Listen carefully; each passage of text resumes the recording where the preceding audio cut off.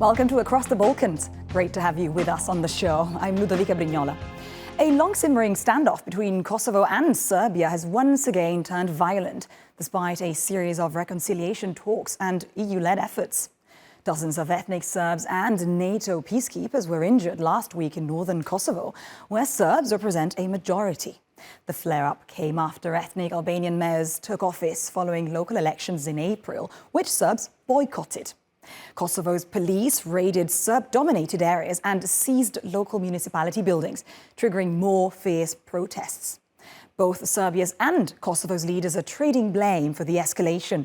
However, the Pristina government has received unusually harsh criticism internationally. Aksel Zaimovic reports from the Serbian capital, where protests have been taking place all over the weekend. From a volatile hotspot to a full-blown security crisis.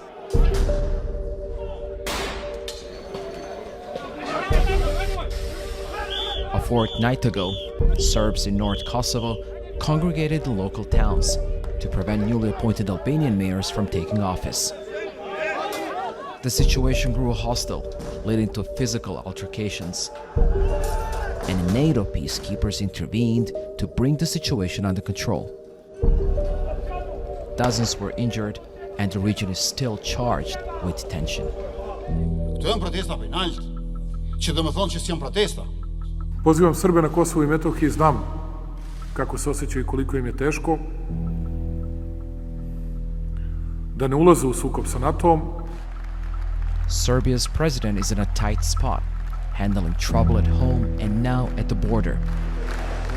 Protesters in Belgrade loudly say no to violence after 2 mass shootings in the capital, as the president sends the army to the Kosovo border. NATO has stepped up its game, sending in more troops. And many are concerned a new armed conflict could be just a spark away. I see it more as a political message, Serbia's concern on what is going on in Kosovo than some kind of a real threat to Kosovo. I strongly doubt that this can escalate further than sending a political message, having in mind that NATO is out there in Kosovo, KFOR troops are there, and I cannot imagine Serbian troops actually going inside Kosovo. Whatever the political propaganda is making the atmosphere, people are tired of it. Both Albanians and Serbs in Kosovo, they're not ready for wars. I mean, you can manipulate you can make some serious incidents. They can happen even in some shootings. There can be even some victims, but that's not enough for the war. The trouble in Kosovo is setting off alarms in Belgrade too. Right-wing groups are making noise, blocking streets and calling for big political changes. And harassing journalists for doing their jobs. Dakle, u tom smislu se vrlo često vodi kampanja i ako vidite napade recimo na društvenim mrežama na ovu kuću, oni uglavnom idu tom linijom, dakle, izdajnički, CIA mediji, američki, strani plaćenici. Dakle, to je kampanja koja se vodi i kojom se pokušava pokazati kako se izveštava nedovoljno patriotski u situaciji na Kosovu. Tako da kad god imamo neku tenziju na Kosovu, vi imate taj udar na N1 s desna. Vučić appears on edge. His usual methods of taking charge are not working. We think that this time he didn't use Kosovo to divert attention from the protests in Belgrade. The difference that you can see, for example, when it comes to Kosovo, is Vučić talking to international media and domestic media. So when he talks with, for example, CNN, he's super calm. He's open for negotiations, he's open for and ready to talk with the Kosovo Albanians, but when he speaks with the domestic media, it's somebody wants him to be killed.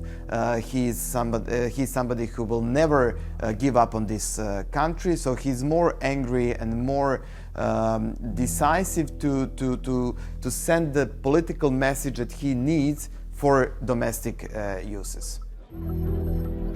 But what's the stumbling block in Kosovo's peace journey?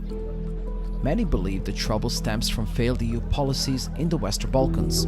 Both sides, local politicians, are bad in management.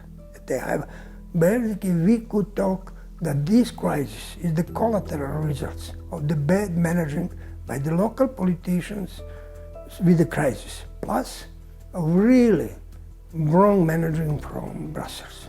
What is problem? Normalization, but itself. It's something what really I will like to see. That's why the international community is singing a new, tougher song. Germany and France want snap elections in Kosovo and for ethnic Serbs to play a part in them. They're also pushing for an association of Serb-majority municipalities in Kosovo.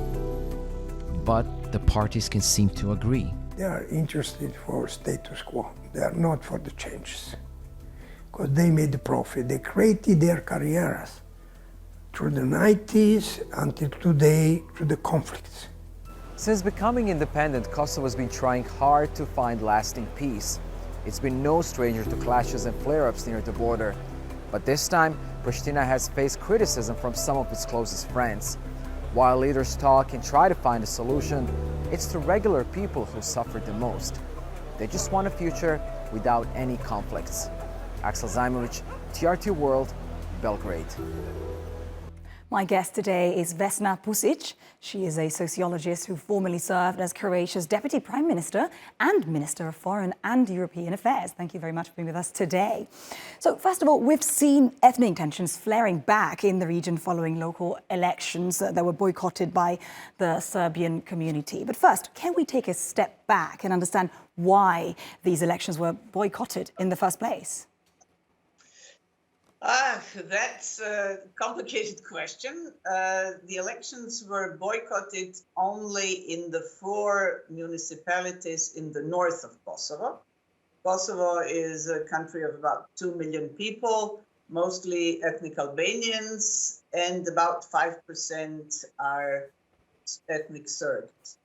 The minority of that group of ethnic Serbs live in the 4 municipalities in the north of Kosovo. They boycotted the elections more or less as a sign of refusing to accept anything coming from the central government. But there was also influence of the Serbian politics, and especially Serbian President Aleksandar Vučić, to whom the political leadership in these 4 municipalities is quite loyal. So elections were boycotted.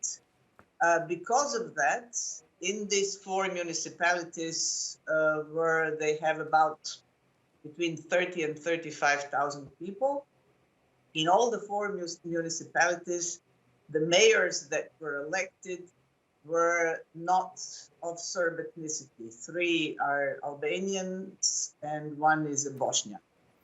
And when they tried to take over their offices, to which they were elected in absolutely legal elections, but obviously with very little legitimacy because the turnout was minuscule. The turnout was very small since the ethnic Serbs boycotted the elections. They were prevented and attacked by the Serb demonstrators. Then the security forces of the central government in Pristina, so central government of Kosovo, came to secure the taking over the offices. The security forces were also attacked. There was violence. And then KFOR, which are peacekeepers, NATO peacekeepers, which are stationed in Kosovo, stepped in. Right. Violence continued. I mean, these ethnic tensions that you've been talking about, and despite the boycott, why was the Pristina government happy to go ahead with the elections, and what's Belgrade's stance been? Well, the local elections were held throughout Kosovo, not only in these 4 municipalities.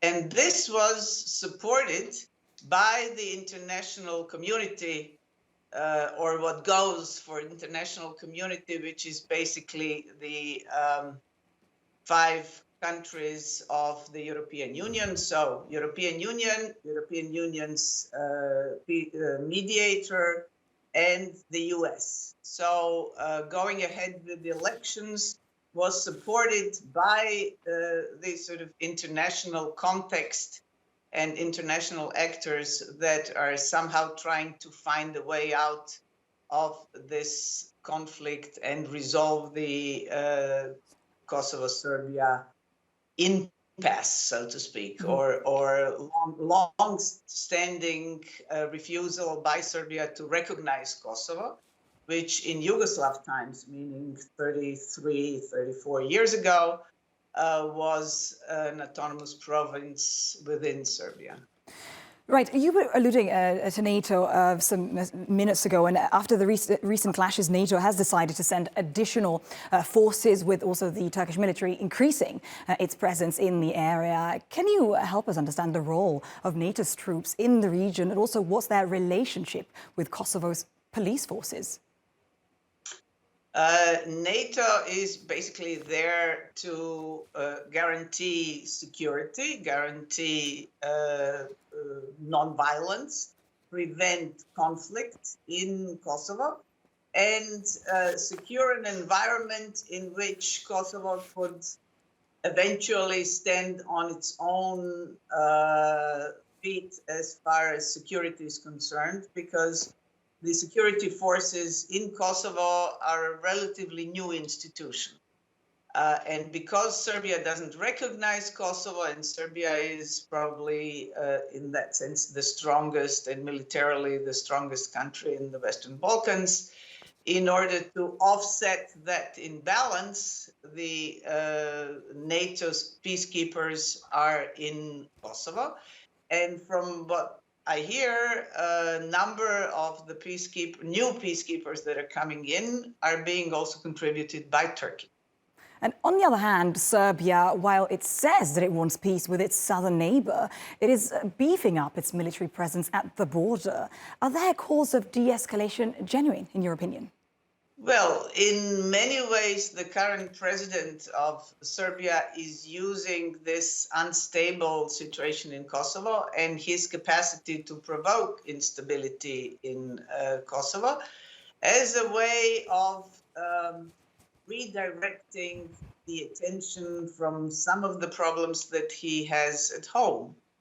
After two mass shootings in Belgrade, one in a school by a 13-year-old kid, there were a series of very big mass demonstrations in Serbia, people critical of the government. And this was the main topic. Shortly after the demonstrations started, this conflict in the north municipalities of Kosovo began. And in a way, the entire media attention was redirected from the demonstrations at home to the instability and conflict in the north of Kosovo. So this unresolved situation, in my opinion, Kosovo is basically relatively homogeneous. It functions as a democracy. And I think in the foreseeable future, it's going to also stabilize itself. But at the moment, it's used by the, especially Serbian president, to, in a way, get him out of some of the troubles that he has at home. As we saw in our piece earlier, right, far-right groups have joined anti-Vučić protests. They have a history of being against making peace with Kosovo. Could these far-right groups escalate the already fragile situation at this point, in your opinion? Well, the Vučić definitely has the capacity, and I hope that eventually he actually uses it. He has the capacity to substantially contribute to the stability of Kosovo and to reduce the tensions in the north.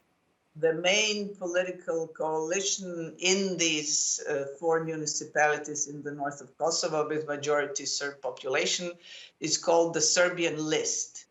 And the leaders of this Serbian List profess, in my presence, absolute loyalty to the Serbian president Vučić, so they would definitely follow his instructions. I think that Kosovo Prime Minister has one of the contentious issue is giving a sort of institutional form to these four municipalities called the Association of Serb Municipalities in the north of Kosovo. And actually, Kosovo Prime Minister, who wasn't very enthusiastic about that, has recently said, so Prime Minister Albin Kurti has recently said that he would accept something that is called the Croatian model. We in Croatia have a similar model in the eastern part of the country, something that's called Joint Council of Municipalities. And that would be a model that is not disruptive for the state. With this, Croatia joined European Union, Schengen, Eurozone, NATO, everything. So it's not disruptive for the country, and it still works. So this, I think, might be a way out as far as institutions are concerned. Right, and we have to stop here for today. Vesna Pusic, thank you very much for being with us today. Meanwhile, in Moldova, European leaders met for a symbolic summit to show unity in the face of Russia's attack on Ukraine. The European political community, established last year, is meant to improve cooperation between the EU and non-members, including aspiring countries in the Western Balkans. The leaders discussed security, defense, and the energy crisis worsened by the war in Ukraine. Fearing that the war next door could spill over, the Balkan leaders of non-member countries sought to secure promises for a speedier accession to the bloc. Moldova gained candidate status along with Ukraine last year, but accession efforts have stalled for many reasons. The leaders of Kosovo and Serbia also held talks in the presence of the French president and German chancellor on the sidelines of the summit, amid ongoing violence in Kosovo's north. What we asked from the two parties is very simple. The organization, as soon as possible, of new elections in these four municipalities, as a commitment on Kosovo's part, the clear participation in these elections of Serb parties, and the high priority and fast solution on the question on the association of Serb municipalities from Kosovo's part. Joining me now from Berlin is Julian Groza. He is the Executive Director at the Institute for European Policies and Reforms. Thank you very much for joining us today. So first of all, tensions between Kosovo and Serbia really overshadowed the European Political Community Summit held in Moldova. We've seen the French president, but also the German chancellor, taking the diplomatic lead and trying to solve the crisis. What were the key outcomes of the summit when it comes to Kosovo and Serbia? Well, most important, I think, it was the fact that President Vučić and the Prime Minister of Kosovo have attended the summit, because before the summit, we have heard different, speculations that President Vučić will miss it. So I think the summit in Moldova, in Bulgaria, provided a good opportunity to at least to continue some discussions that have been mediated by the EU there. But otherwise, so far, we are looking forward for the next, the discussions and for the de-escalation of the talks over the Kosovo.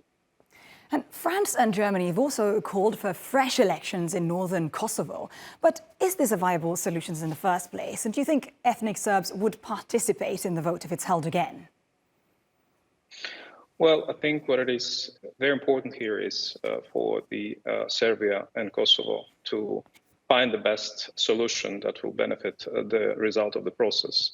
The EU has an important role to maintain the discussions and to make sure that both sides reach a compatible agreement. And I think what it is very important is to make sure that at this stage there is a de-escalation of the current conflict.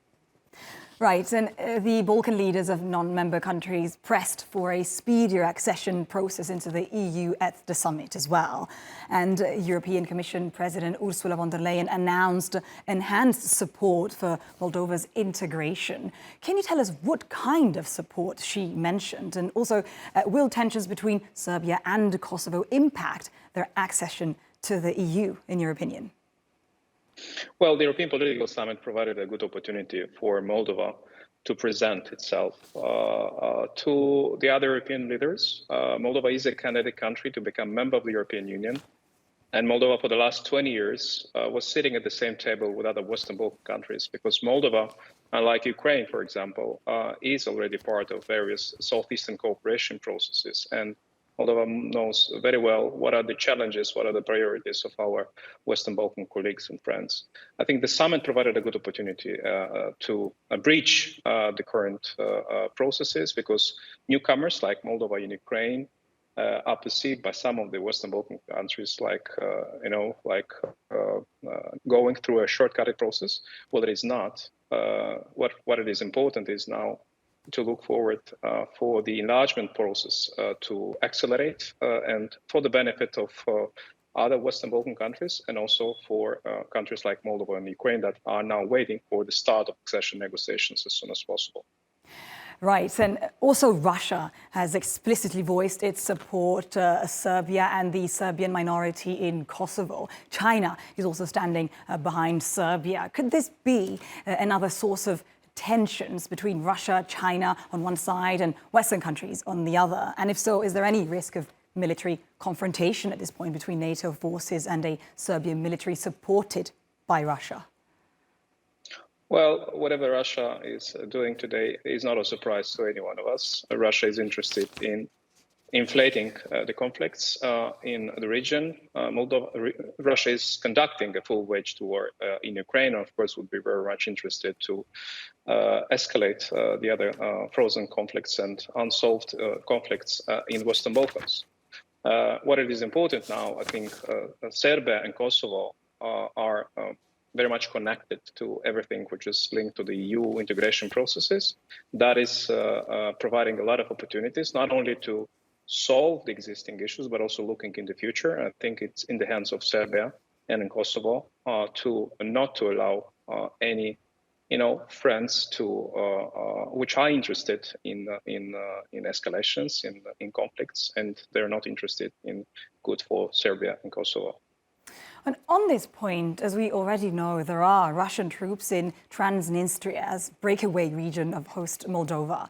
How important is it for Balkan countries to join the bloc in the wake of Russia's attack on Ukraine?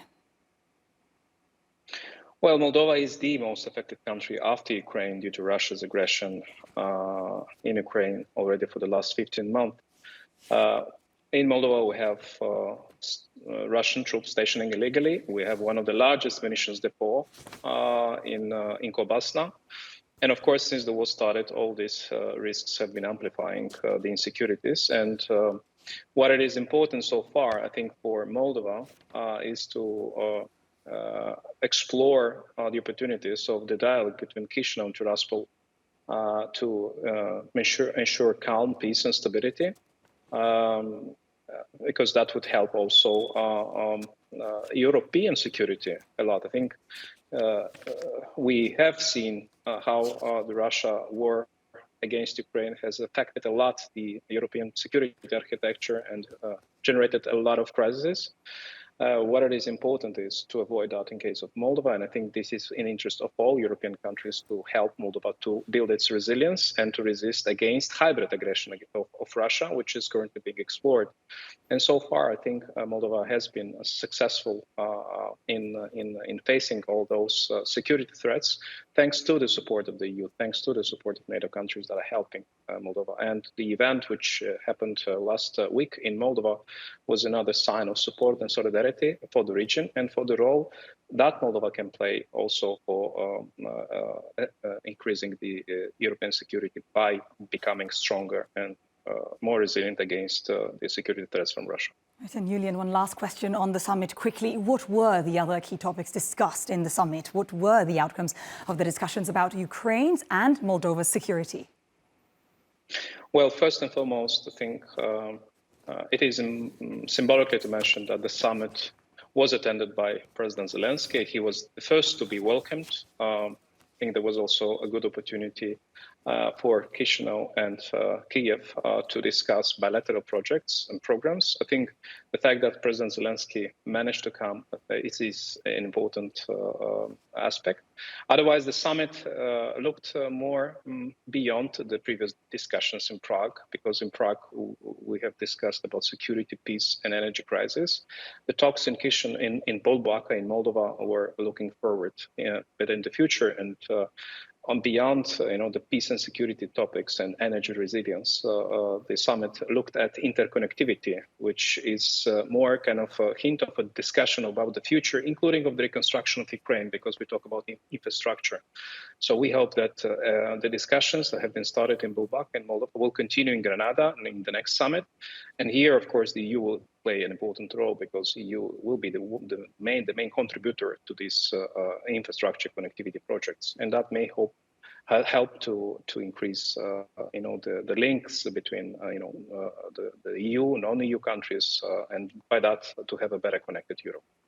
Julian Groza, thank you very much for your interesting analysis. And that's it for this week. Thanks for watching. See you next time.